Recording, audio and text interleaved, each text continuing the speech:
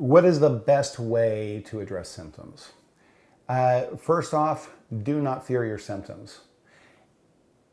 And the reason is that if the software is perfect, if you can have faith that this software is replicated throughout the whole human species, and as a matter of fact, all of animals with nervous systems, and I would probably even expand it past that.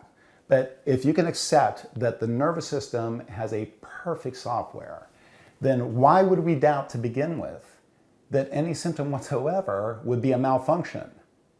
So we have only been taught that by the most modern medical science, that these symptoms are interpreted as a category that equals this thing, and this thing has a prognosis of what it looks like in the future unless we take care of this. And remember, most of that is to deal with the expression of a disease they're not really getting rid of.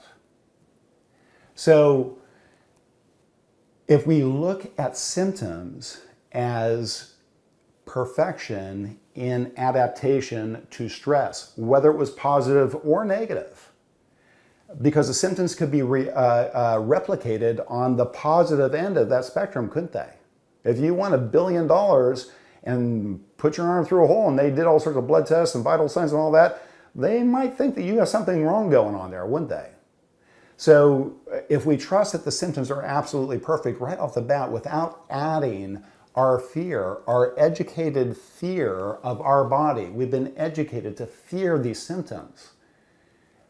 What if we're educated to know that actually it was probably the safest thing that our body would perceive a stress, even if we didn't know what that stress was, but it kicked in a reflex, and the question would be, hey, what must I be picking up that my body feels as though it needs to adjust itself, whatever that adjustment might be?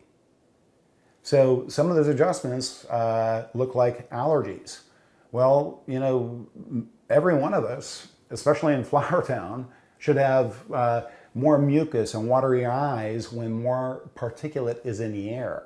At what point do we call it an allergy? And when we do, is that a malfunction? So one might ask, like, are you saying we don't take care of allergies because they're really miserable? No, I totally get that. But remember, if we have a negative association with not only the perception that whenever a molecule hits our mucosal membrane based on a state of emotion that we may have been in at the time, we may associate that that state also was consistent with the pollen. So when the pollen comes in, we might be hypervigilant at protecting ourselves, and it's because that stimulus of a pollen may symbolize a state we were in at that time. Does that make sense?